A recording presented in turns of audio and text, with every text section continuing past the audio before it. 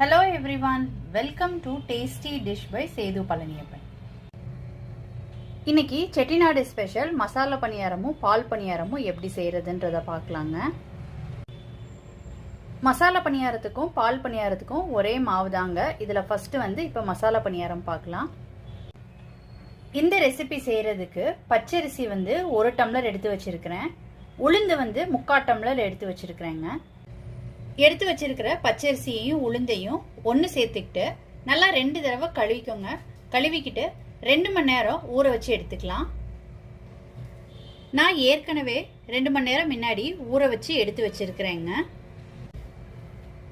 அரிசியும் பருப்பும் நல்லா ஊறிடுச்சு. இப்ப தண்ணியை வடிச்சுக்கிட்டு இதை ஜார்ல சேர்த்துக்கலாம். எல்லா அரிசியும் உளுந்தும் ஜார்ல சேர்த்துக்கிட்டாச்சு. இப்ப இதுக்கு தண்ணி சேர்த்துக்கிட்டு நல்லா வழுவழுன்னு பதத்துக்கு